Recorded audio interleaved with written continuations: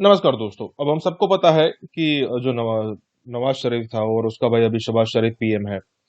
तो वो भाई बिजनेसमैन है, वो पैसे वाले है। और लेकिन ऐसा तो हो नहीं सकता कि भी पैसे वाला है तो आप कुछ भी बोले या फिर जो तथ्य है उससे आप छेड़छाड़ करें।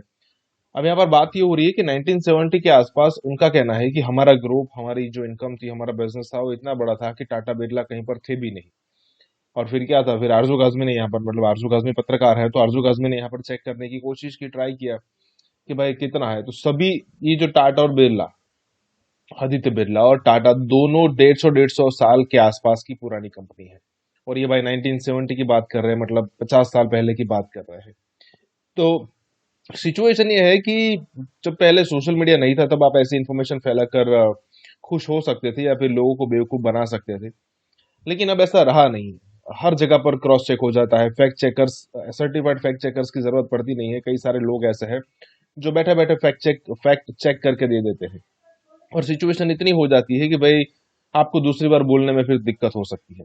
तो यहाँ पर यही बात हो रही है। इसी के साथ ये वीडियो शुरू करता है। इन 1970s इत्तेफाक वो सो बिग कि ये टाटा बिरला वगैरह का तो पता ही नहीं था। पाकिस्तान में इत्तेफाक का काम इतना एक्सपैंड कर गया था। थे जी सलमान शहबाज शरीफ, यानी कि जो शहबाज शरीफ साहब हमारे प्राइम मिनिस्टर हैं आजकल, उनके बेटे। और उनका ये कहना है कि जी, उनसे जब पूछा गया कि आपके पास इतना पैसा कहाँ से आ गया, तो उन्होंने कहा जी 1970s में हमारा जो यानी इत्तेफाक फाउंड्री, जो हमारी बिजनेस था, वो इतना ज्यादा था कि टाटा और बिरला, मतलब ये लोग तो कहीं आस पास भी नहीं दिखते थे। और उसके बाद मैं तो बड़ी इंप्रेस हुई, मैंने कहा है वाकई में। तो मैंने सोचा गूगल करके देख लेती हूँ, और जब मैंने गूगल करके देखा तो जी मुझे ये पता चला कि जी टाटा बिरला जो हैं वो तो वाकई में सही कह रहे हैं सलमान शहबाज। यानी कि उनको अभी ये, जैसे आप देख रहे हैं, ये जी बिरला ग्रुप के की डिटेल्स हैं, और इसमें ये 1857 यानी कि 166 ईयर्स हो गए हैं इस ग्रुप को बने हुए। और दूसरा ग्रुप अगर मैं आपको दिखाऊं, टाटा टाटा की बात की उन्होंने, और 1868 में जो है इसको बनाया गया था, या फाउंडेड इन 1868। 155 ईयर्स हो गए हैं। और जी अगर हम चले जाएं इत्तेफाक फाउंड्री पे, और जो कि सलमान शहबाज साहब की है, तो जी Ittefaq foundry was founded by Nawaz Sharif साहब। और ये जी बनी थी 1939 यानी 84 ईयर्स पहले।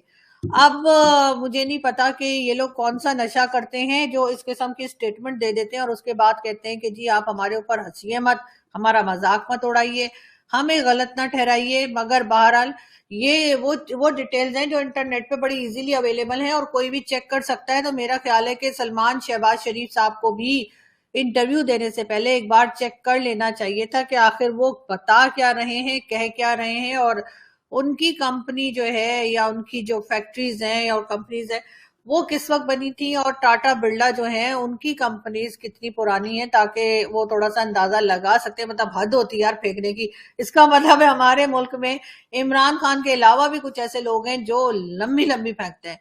तो बहरहाल अब उन्होंने कह दिया तो कह दिया, वो एक बार कह देते तो वो तो खुद की भी नहीं सुनते। तो वही मुझे लग रहा है कि अगर किसी की सुन लेते, अपने किसी एडवाइजर से ही पूछ लेते, किसी ऐसे से पूछ लेते जो थोड़ा सा, जिसने पढ़ा लिखा हो या थोड़ी सी जिसको नॉलेज हो, या नॉलेज ना हो तो चले निकाल लीजिए ना इंटरनेट से। बड़ा आजकल तो बहुत आसान है कि इंटरनेट में आप जो है डिटेल्स डालिए और आपको बहुत इजीली पता लग जाता है कि कौन सी कंपनी कब बनी थी और कौन सी कंपनी कब थी, या कोई भी चीज।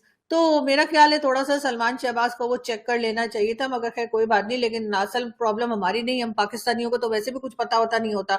इन्होंने जो कह दिया होगा वो इनकी पार्टी के लोगों ने और इनके सपोर्टर्स ने यकीन कर लिया होगा। लेकिन सारी प्रॉब्लम ये है कि जब इंडिया को इन्वॉल्व कर देते हैं तो इंडिया के लोग तो, एक तो पढ़ने लिखने की उनको बीमारी है, ठीक है ना, और वो पढ़ते बहुत हैं। उसके बाद अगर किसी को ना भी पता हो तो वो इंटरनेट के बैठ के, और उनके आईटी एक्सपर्ट भी बहुत है, और आईटी एक्सपर्ट होना भी कोई जरूरी नहीं, तो कोई क्लास 5 का बच्चा भी जो है वो भी चेक कर सकता है गूगल पे जाके। तो वो चेक कर लेते हैं और उसके बाद वो कहेंगे लो जी, ये देखो जी, ये पाकिस्तान वाले इतनी लंबी लंबी फेंक रहे हैं।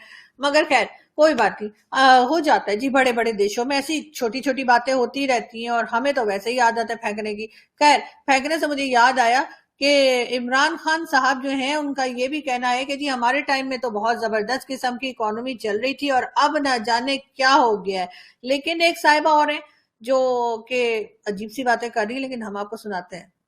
मौरिखीन हैरान हैं कि दुनिया के नक्शे पर एक ऐसी कौम भी मौजूद है जिसकी कौमी जुबान उर्दू है, कौमी तराना फारसी में है, कवानीन अंग्रेजी जुबान में, मजहब अरबी जुबान में, ड्रामे तुर्की, फिल्में हिंदुस्तानी, ख्वाहिशात यूरोपियन, आदात जाहिलाना, हरकत दरिंदगाना और ख्वाब मदीना मुनव्वरा में दफन होने के हैं। जी। और वाकई में, और मौरिख को खैर ये भी पता लग गया होगा कि वो कौम पाकिस्तान में रहती है और वो पाकिस्तानी है।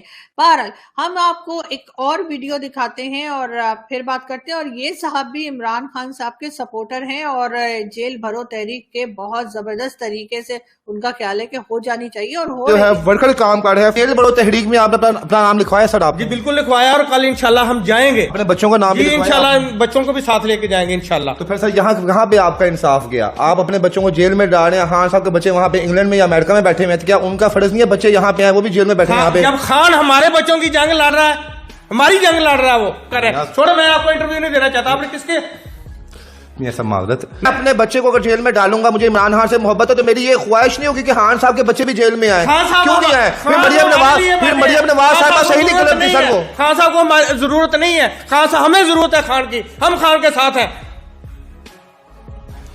आप जाए अपना जाके काम करें। जी जी, देखा आपने कि इमरान खान साहब के सपोर्टर्स कितना सख्त नाराज हो जाते हैं अगर थोड़ी सी भी बात ऐसे की जाए जिसमें थोड़ी सी अक्ल वाली बात हो। तो खान साहब के सपोर्टर्स जो हैं वो बहुत गुस्से में आ जाते हैं और उसके बाद जिस तरह से बात करते हैं वो बहरहाल आपके सामने ही है। हम थोड़ी सी जी अब आगे बढ़ेंगे और इमरान खान की न्यूज से थोड़ा सा आगे निकलते हैं और बात करते हैं अफगानिस्तान की।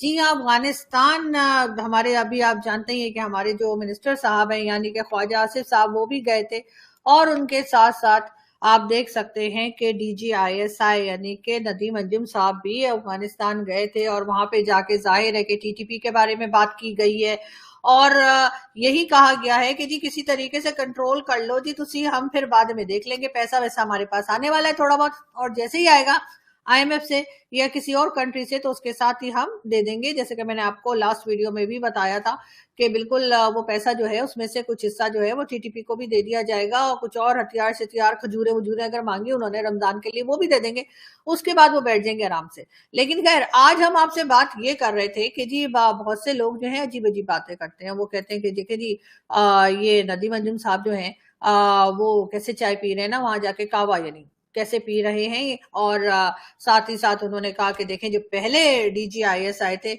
यानी कि हमारे आपके अपने क्या नाम था इनका, फैज हमीद साहब। हाँ जी, फैज हमीद साहब जो हैं वो कितने कॉन्फिडेंट हैं।